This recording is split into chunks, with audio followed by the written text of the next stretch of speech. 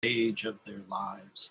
And so here was this, some of this information was easy to find. It was close to the surface, and I had to really dig deep for others. And then, there are always some misconceptions out there. And it took me a while to realize that, oh my gosh, even though Hadley said that, she was mistaken. And so sometimes the historical record had to be corrected against some of the written work that had already been published. So I thoroughly enjoyed it. It was a lot of fun, and I'm really glad to be able to share it with everyone now. And how long would you say it took you to do this, from, I guess, conception to final product? It was about 7 years, but I also, would pick it up and put it down and pick it up and put it down. And so it really was, when I heard that Ken Burns was doing a documentary, and Ken and Lynn Novak, when I heard that they were doing documentary, I wanted to be sure and have the book ready by then. And so the first thing I saw was that their documentary is going to come out in October of 20. And so that was the big push. And so Hemingway St. Louis came out in October of 20, but the Burns and Novak film is obviously coming out in April. Right. Yeah. And I know a lot of us are very much looking forward to that. And I wonder how much of what you unearthed and uncovered will also be in the documentary. I just think it's really fascinating. I personally did not know that Hemingway had connections to St. Louis. I hear all about Oak Park. Everyone hears about Oak Park, Chicago, Paris, blah, blah, blah. But the St. Louis connection is very interesting. And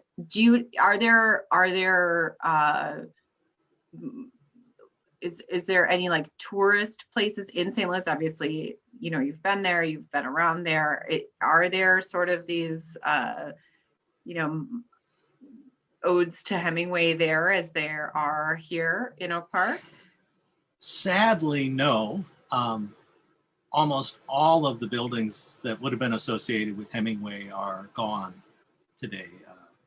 The homes that the Pfeiffers lived in, the homes that the Richardsons lived in, they're gone. Martha Gellhorn's home still stands, and Auntie Laura Charles, her house still stands. But those are the only two places that Hemingway would have stayed in St. Louis that are still around, and they're both private residences. Okay, all right, I see. So I guess we're going to just dive into your book a little bit now that we've had kind of an overview. For those of you who are watching, here's the book, Hemingway's St. Louis. And it is how St. Louisans shaped his life and legacy. So the first chapter does begin with the Smith family. And I wanted to take a moment and let you, Andy, kind of take it over from here. Sure. And talk about the Smith family.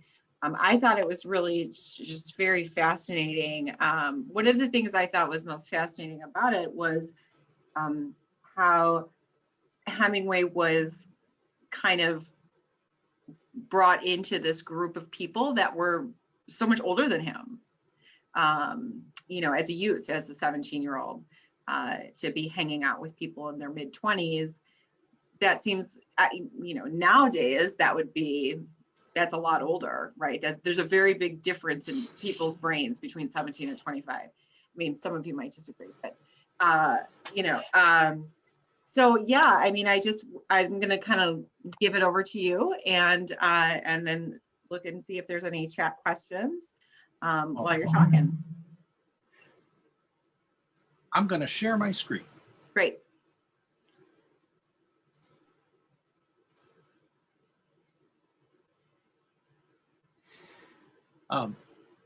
it is just a pleasure to get to do this and to get to share my love of St. Louis with people who love Hemingway. And there are 5 St. Louis families that I talk about in the book, and they really were people in various ways that shaped his life and his legacy. And just by way of overview, the 5 families are Bill and Katie Smith's family, which go by the name Charles and Merrill and Smith. And I want to focus on them tonight because I think that's the area that has the least amount of research associated with it. But of course, I think everyone knows that Hemingway's first 3 wives came from St. Louis. The Richardson family was very prominent here. The Pfeiffer family was very prominent here. And the Gellhorns helped found some of the institutions that we still have in St. Louis today. And then finally, A.E. Hotchner, who just recently passed away, was also a St. Louisan. So these 5 people, these 5 groups of people, these are the folks who really shaped Hemingway in some critical ways. It wasn't the city that shaped him, but each of these people made a very meaningful contribution to Hemingway's life and his creativity. Beyond just that, there are all these St. Louisans who I would say are supporting characters in the Hemingway story. And so a lot of people will know Helen and George Breaker. George Breaker gives the bride away at the wedding 100 years ago in Michigan, and later embezzles Hadley's money. Helen Breaker divorces George, and she moves to Paris and becomes a photographer of note. And there's a very famous picture of Hemingway wearing a hat, and it's on the cover of one of the Griffin biographies as well as one of the poetry volumes, and those were taken by Helen Breaker. Charlie Hopkins, who was one of Hemingway's friends from Kansas City, he wound up moving to St. Louis and working his career here. Carl Edgar, the friend from Kansas City and from Michigan, he was a descendant of a prominent St. Louis family. Bernice Kurt, the biographer who wrote about the Hemingway women, she was a St. Louis author. And I'm going to claim Paul Hendrickson, who wrote Hemingway's Boat. I put sort of on there.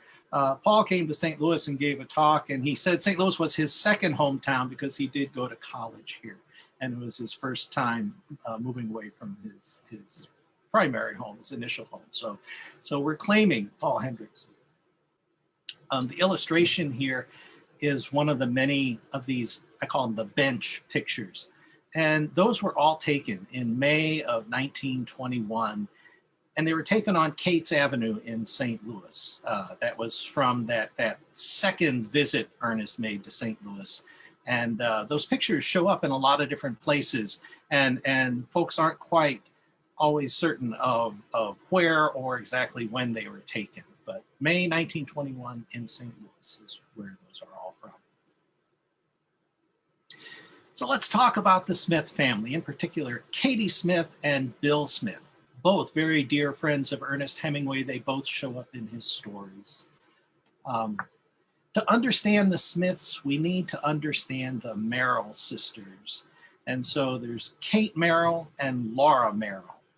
And these 2 sisters come from a little town about an hour and a half north of St. Louis called Louisiana, Missouri. And Kate marries a professor, William Benjamin Smith Sr. And this guy was creepy brilliant. So I know a lot of us work at universities, and we all know the creepy brilliant person there. And if you don't know the creepy brilliant person at your university, you're probably the one. Creepy brilliant man. He finished grad school early.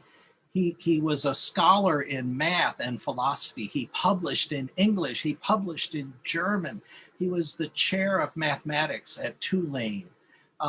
He was, Kate was married to the professor. The professor was married to his work and really just lived for his work. Was he likable? He was very, very brilliant, but I don't know that likable is one of the terms that I would use to describe William Benjamin Smith Sr. Now, Laura married a very wealthy widower.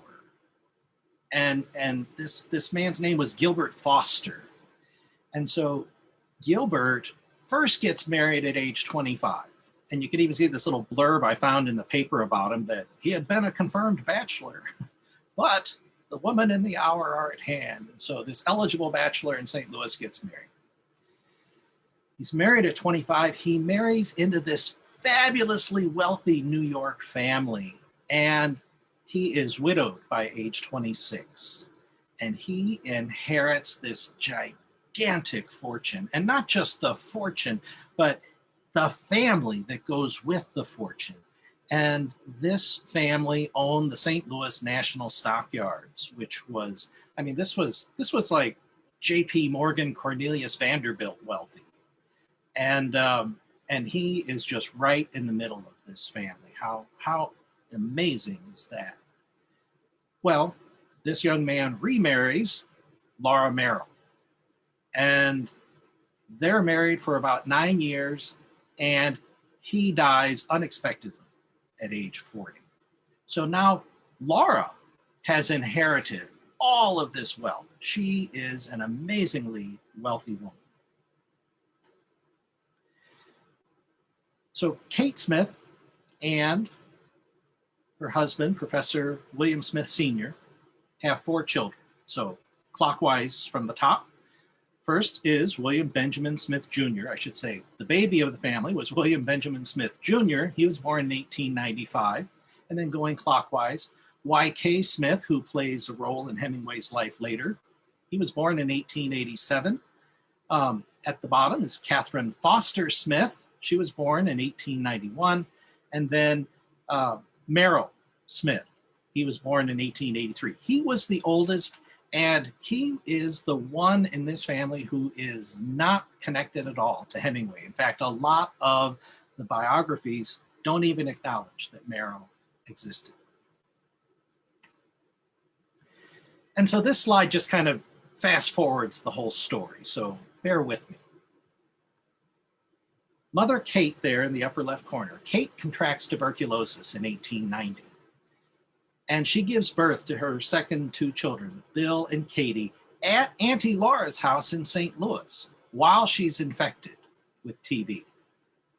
She leaves the babies with Auntie Laura in St. Louis, and she goes back to the sanitarium for treatment. And she went to sanitariums around the country. Because daughter Katie is born at Auntie Laura's house. That's where the middle name comes from. She's Catherine Foster Smith. And so that Foster comes from Auntie Laura. Kate dies in 1899, just weeks before Ernest Hemingway is born. So now we jump down to the bottom set of pictures. Professor Smith there and toward the lower right, he keeps the 2 oldest children, Merrill and Y.K. He keeps them in a boarding house with him down at Tulane, where he's a professor. Auntie Laura cannot stand the man.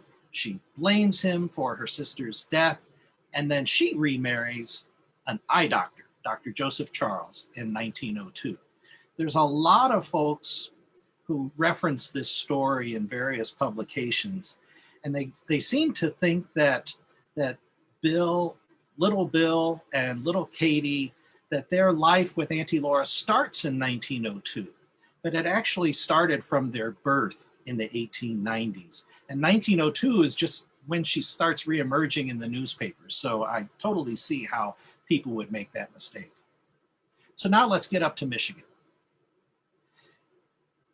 Everybody who's familiar with Hemingway knows Walloon Lake and Hemingway's Windermere Cottage. And that's indicated on the map there. However, the larger body of water in the area is Lake Charlevoix. And the Smith family vacationed at the Charlevoix Home Association, which really was a good distance away.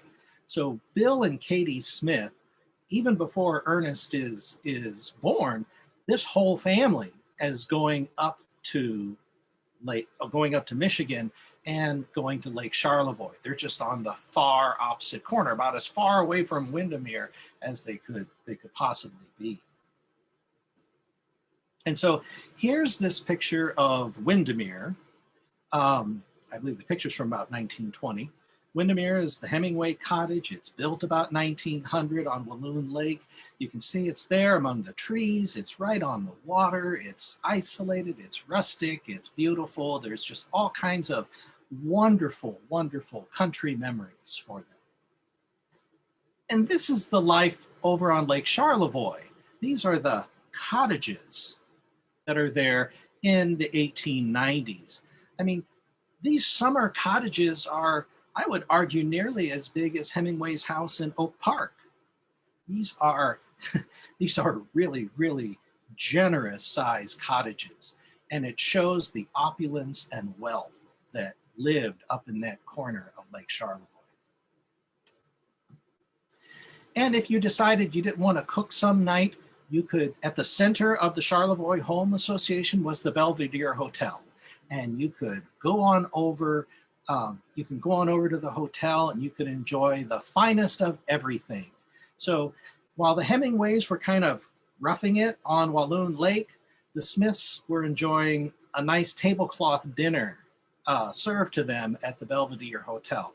They had been going there at least since 1887, before the kids were born and before Mother Kate was infected with tuberculosis.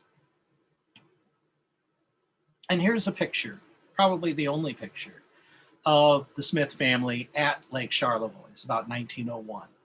And so everybody's gathered around the table. Auntie Laura is sitting there, and the little X on her, I believe, was put there by Bill Smith himself. And so Auntie Laura is there, and Katie Smith sitting next to her. Bill Smith is in the front.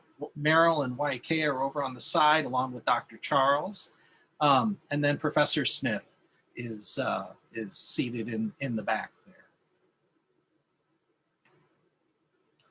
And then finally, they meet.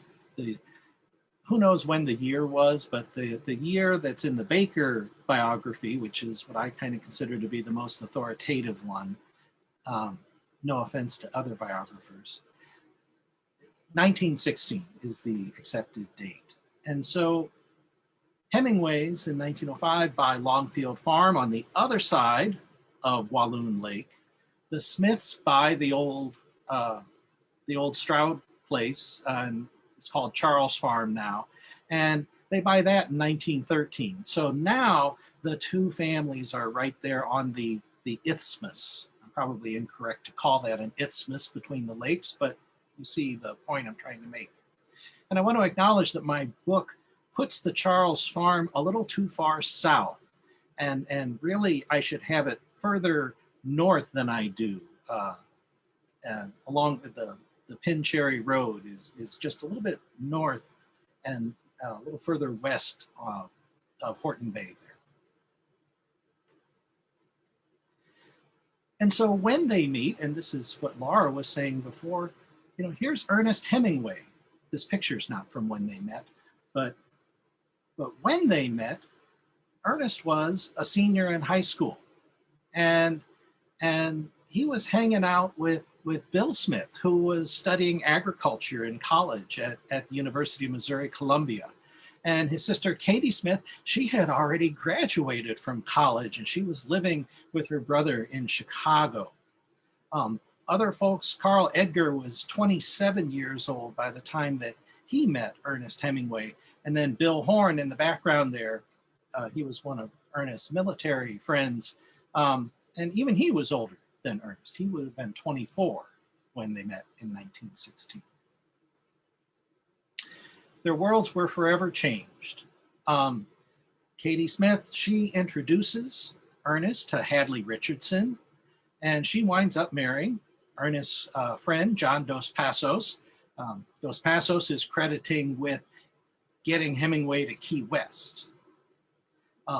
She eventually leaves Chicago, moves to Cape Cod, and she's tragically killed there in 1945.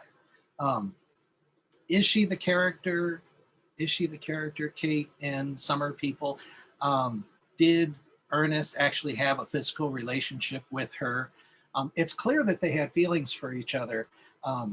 I really don't know, and if anyone participating tonight has a sense, I would be interested to know what was the true relationship between Ernest Hemingway and Katie Smith.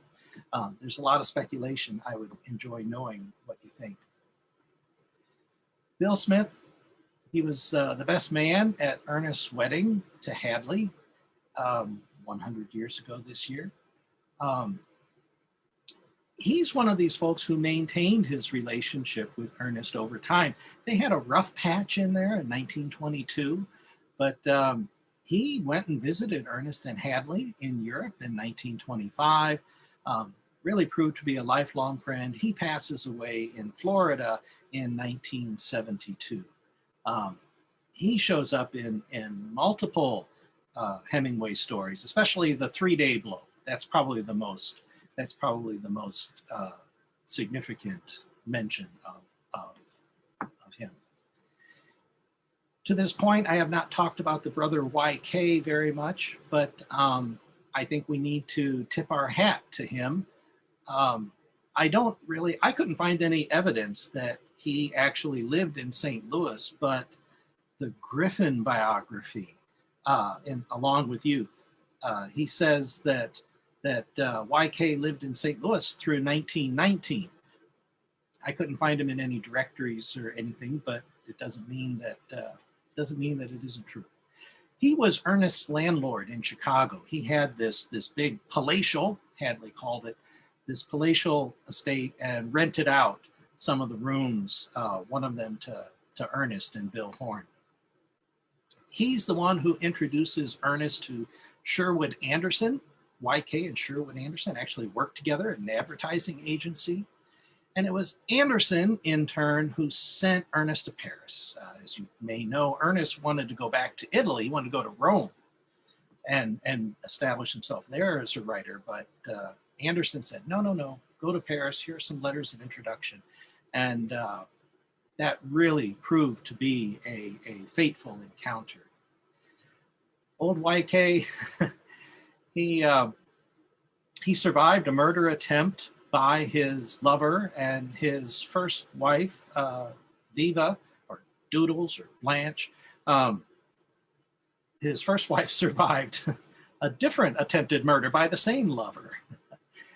He later moved to New York, and he remarried twice more, and he died in New York State in 1969. And this is only chapter 1. But there are all these St. Louis connections around, and again, they really put Hemingway on a trajectory. I used a lot of photos here, and I just want to acknowledge for the book and for this presentation the good people at the JFK Library. Newspapers.com was incredibly helpful. Of course, our host institution this evening, the Ernest Hemingway Foundation, as well as the Oak Park Public Library. I also want to thank the Durand family. These were Merrill's descendants. Merrill was the only one of these children, only one of those kids to have any children, any descendants at all. And so they were very, very supportive of my work. I also want to thank the Initiative for Urban Research at my university, as well as the Department of Political Science and the College of Arts and Sciences. They have all been very good to me, and I'm grateful that they let a political scientist write about Ernest Hemingway. And with that, I'm going to stop my screen share. Okay, thank you, Andrew. So we have a couple comments and questions. One of the comments said that T.S. Eliot was also from St. Louis, though he had already gone to Europe before Hemingway met him in Paris. And that is from Tom Tobin. And then Gary Y would like to know, who also says it's nice to see you, where is Kate Smith's house in St. Louis? Is it still there? So the Katie Smith, The only person who had a house in St. Louis was Auntie Laura Merrill Charles, who had functionally adopted the Smith children. And one of my favorite places to go in St. Louis's Central West End is Dressel's Tavern, or Dressel's Pub. And if you have ever been to Dressel's Pub, you are 4 doors away from where that family lived. They lived right there on Westminster Place, and they were right near the commercial district there in St. Louis's Central West End neighborhood. Okay, but the house is not actually there. The house, Auntie Laura's house, where Bill Smith would have stayed, that still stands. But Katie Smith, she never lived in St. Louis as an adult. She went off to college and never came back. And that's like so many people with St. Louis. Martha Gellhorn, well, she would come back frequently while her parents were alive. But Martha Gellhorn left St. Louis. Hadley Richardson wanted to get out of St. Louis. And that's really a theme of a lot of the writers from St. Louis, is that they found their fame and fortune away from St. Louis by leaving. So T.S. Eliot is certainly one of those. Okay. I wonder, do you think there's something about St. Louis that makes it perhaps not the best place to live if you are a creative type person? It is a delightful place to live, but I think that St. Louis is, because it's in the middle of the country, St. Louis has a little bit of the East and a little bit of the West and a little bit of the South and a little bit of the North.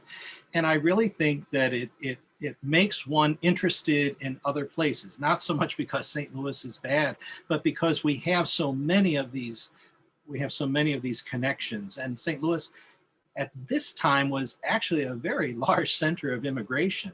And so there were lots of European immigrants who were in St. Louis. So I like to think that St. Louis had a lot of these connections globally. And so people were interested. You know, Martha Gellhorn remarked that her father took her to Europe in order to show, hey, this is where our family's from.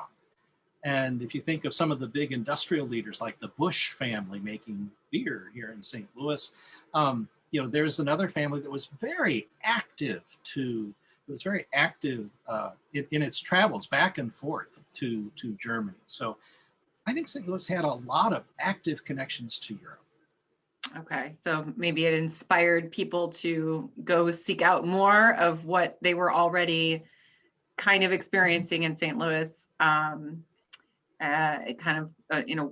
living in a worldly community. And it looks like from the comments, lots of people want to meet you at Dressel's, Andy. Excellent. I got my first vaccine. After I get the second one, we're going. There you go. You can go there. Okay, so Russell Gabbett has a question.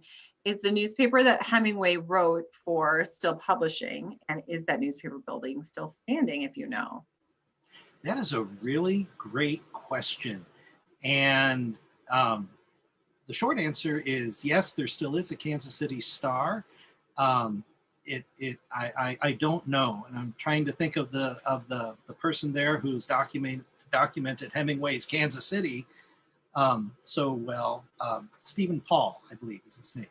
And so I would direct you to his work on Hemingway. I don't know if the building still stands, but the publication is around, and there's actually quite a bit written about Hemingway in Kansas City. In Kansas City as well. And then what about Michigan? I mean, I didn't know that Hemingway had ties to this, summering in Michigan.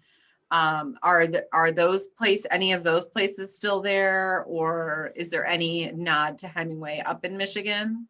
Anybody who is interested in Hemingway's Michigan life is in luck, because with this being the 100th anniversary of his marriage to Hadley they're having a season-long homecoming. And so people at all the different Hemingway sites up there are all those folks are inviting the world to come and experience and revisit Hemingway's steps in Michigan. So this is a great time. This is a really great time to plan your summer trip up to Michigan, doing it safely. Of course. Planning those trips up to Michigan, they're ready for visitors up there. And I saw where the general store in Horton Bay that was part of that original complex where all these folks would have met in 1916 is actually up for sale. So if you fall in love with the place, you could actually be, right there in the middle of Hemingway tourist country. Wow, that's pretty interesting. Hear that, everyone attending can own some hot property there in Michigan. Gary says that the newspaper building is still there, Gary Wyatt. It has been made into a condo and office space, but there is a plaque there on the wall saying that it was Hemingway's or with his name on it.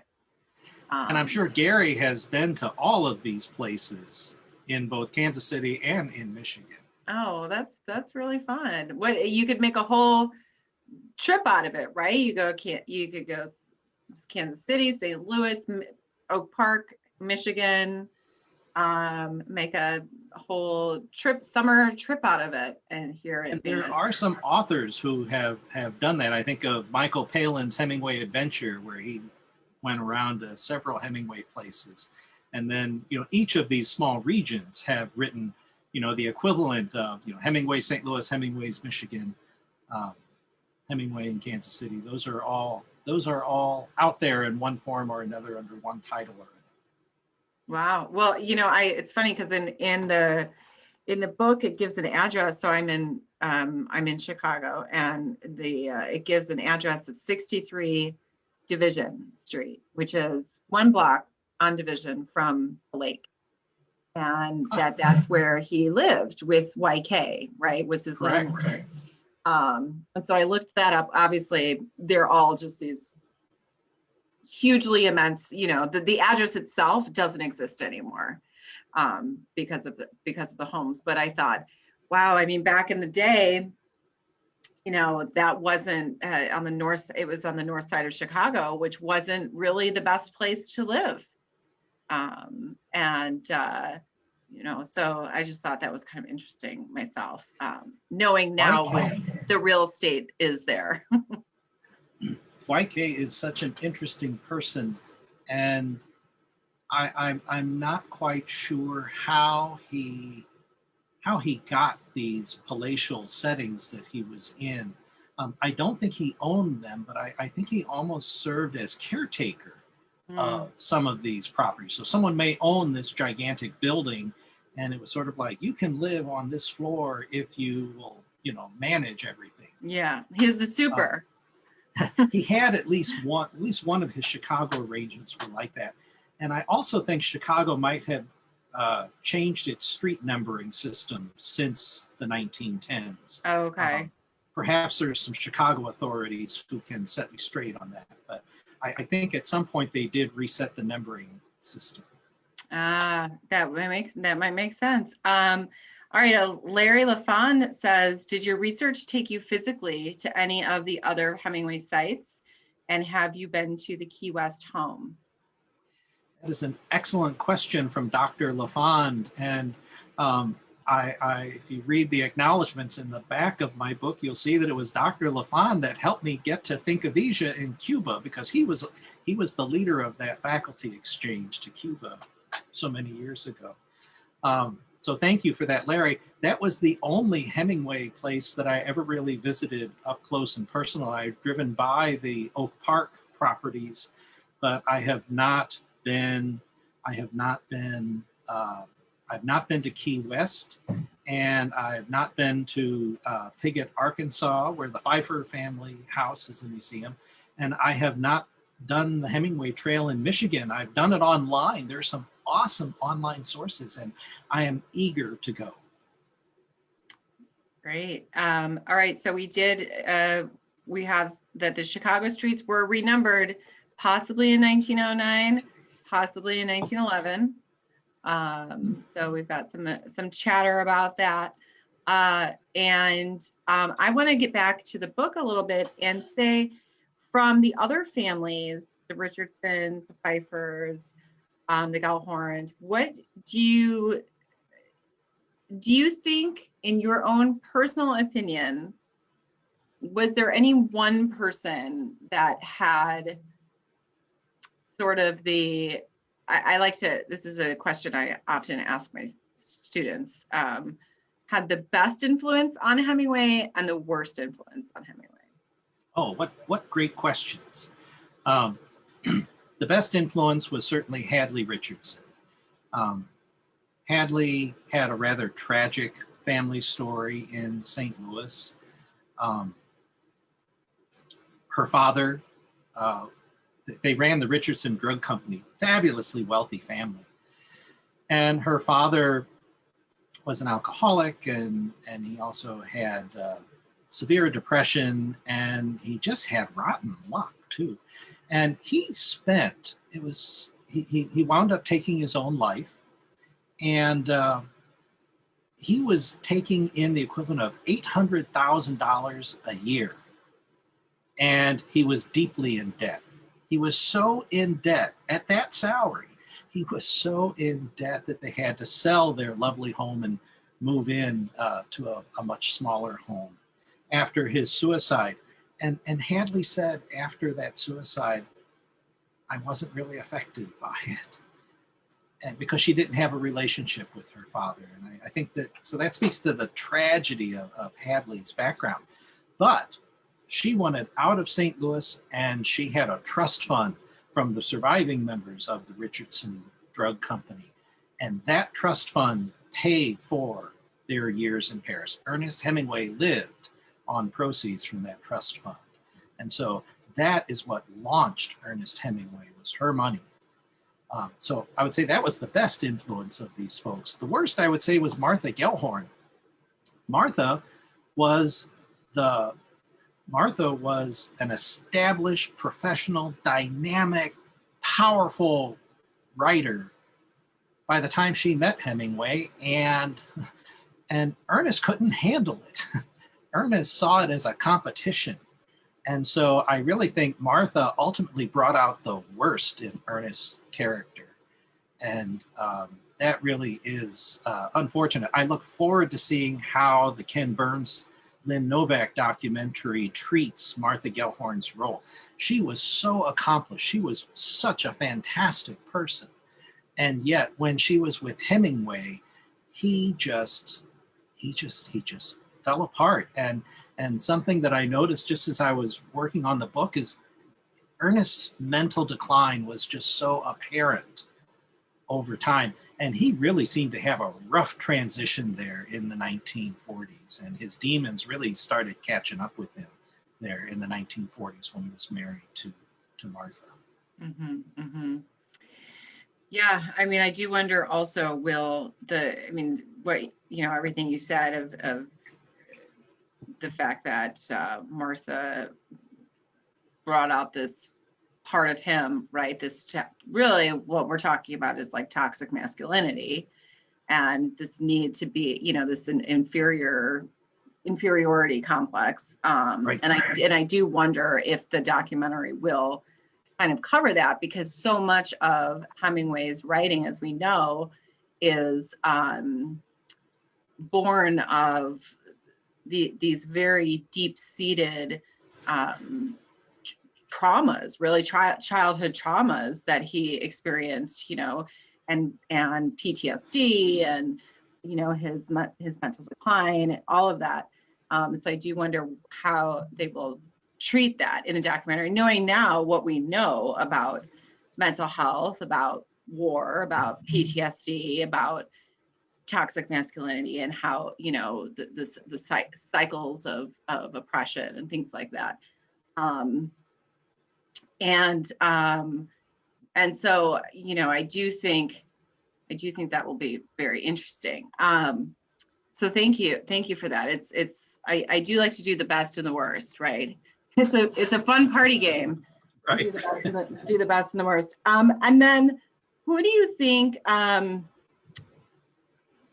from all of your research, would you say that uh,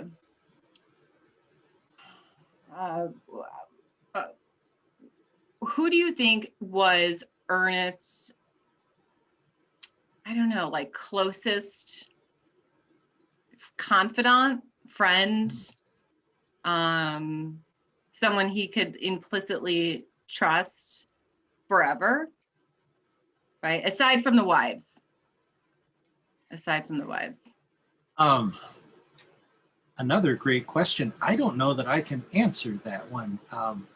Ernest, it's kind of interesting.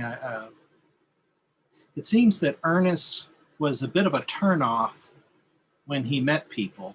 There were some people just were instantly drawn to him. And he also turned off a lot of people.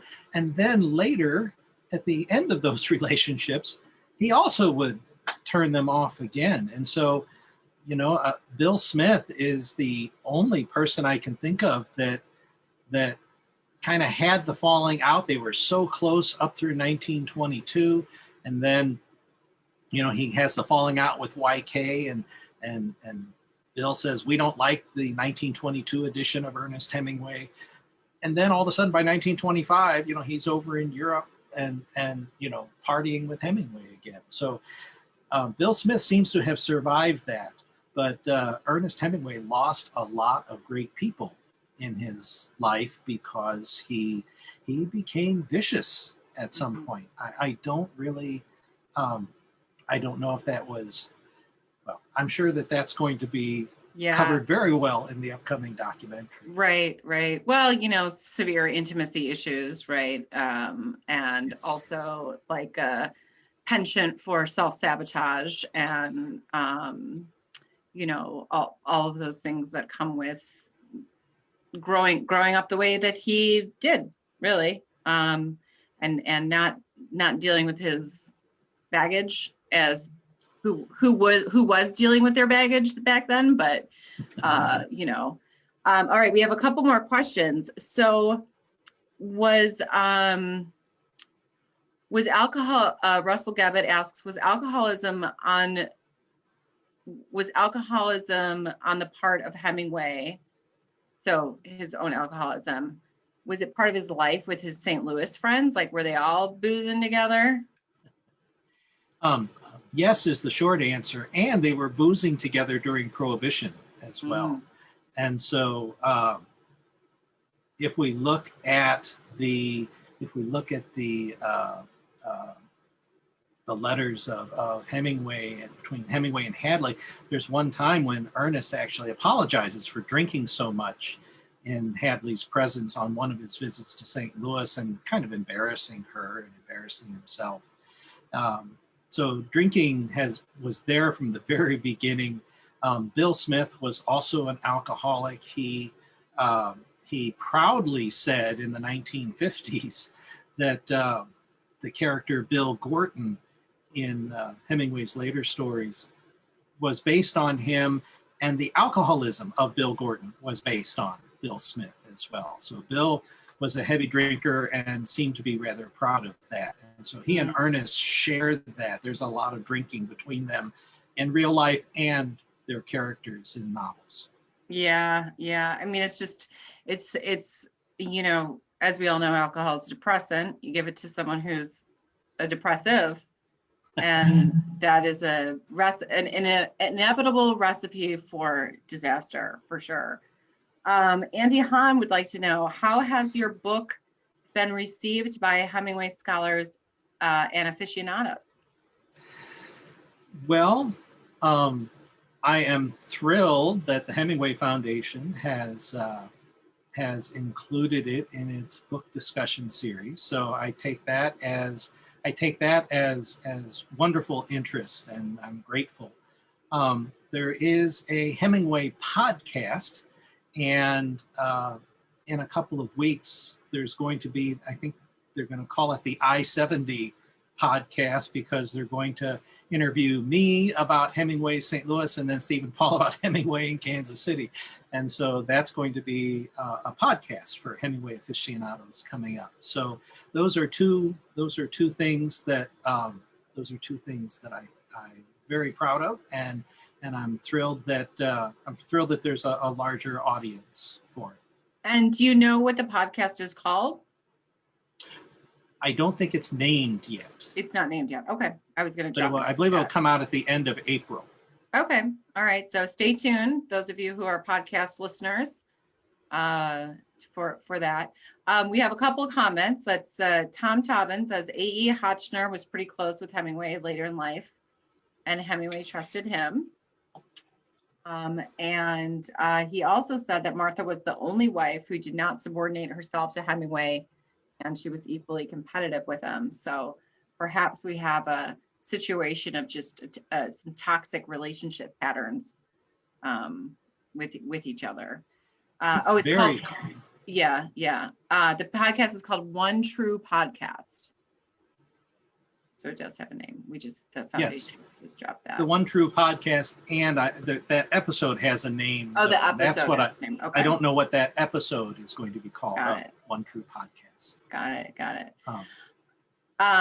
Well, I want to leave a little bit of time here, Andy, for you to kind of say anything more you want to say about your book or future works, or anything along those lines.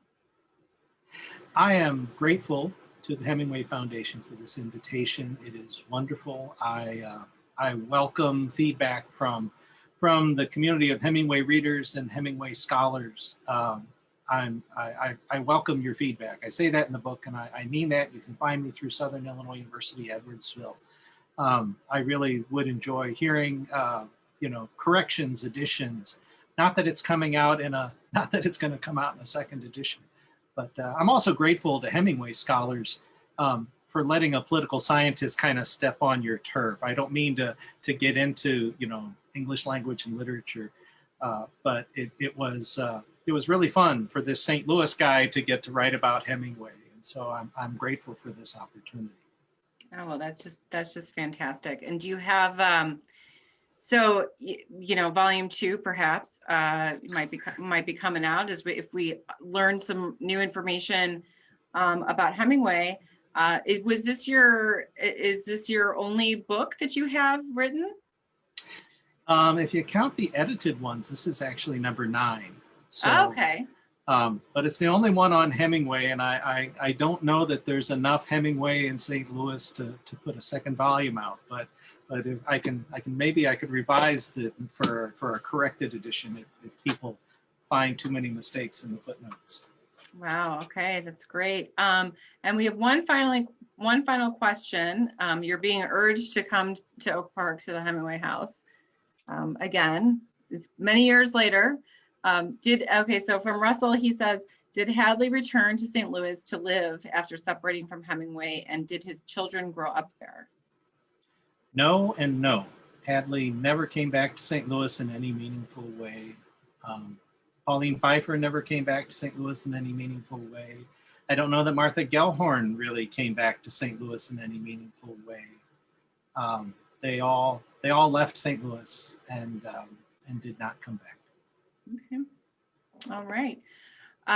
Well, if anyone has any further questions, did the St. Louis, here's a question here, Andy, did the St. Louis connections help in connecting Hotchner and Hemingway? That was the conversation, that was their first conversation, according to Hotchner's memoir, Papa Hemingway. That was their initial bonding moment. There was over St. Louis and St. Louis memories, and I believe Hotchner was impressed at Ernest's memory of a couple street names and figures from St. Louis history. So yes, there was that little bond up front. But someone had pointed out that Hotchner was indeed a trusted lifelong friend of Hemingway's, at least for the last half of his life, and so. So that is definitely a St. Louisan who had probably the longest relationship with him. Yeah, from a sociological perspective, it's just is really interesting to examine Hemingway's relationships with everyone. Both those that are romantic and those that are not.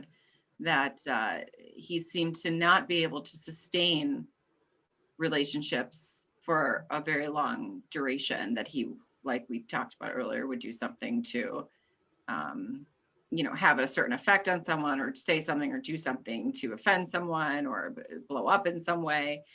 And that it's a real tragedy, you know, that there, because that is, it's the relationships that we have with people that really tether us to our lives, you know, and help us make meaning of our lives. And so I just, you know, wanted to kind of say that, just as we're looking through this book at all of these kind of, you know, somewhat failed relationships that he had throughout his life. Well, I want to thank you very much, Andy, for this. This has been great. And everyone who is out there watching and listening and commenting, thank you very much for your questions and comments. Stay tuned for news from the foundation about our next programming. We are hoping to get a couple more online Zoom things like this going, Zoom talks going, and then, you know, maybe this summer, as things open up, there might be some in-person programming as well. We did have to cut our lecture series that we had last year short because of the pandemic, but we still have a few of those lectures to do. So whenever we can start that up again, we will for sure be including that in the programming. And to all of you out there, if you're in St. Louis or Kansas City or Michigan, or Paris, is there anyone in Paris? I think it's kind of late in Paris. You know, come to Oak Park, come to the birthplace. It's a beautiful home, and Oak Park is a lovely place to visit. So thank you very much, everyone, for joining us this evening.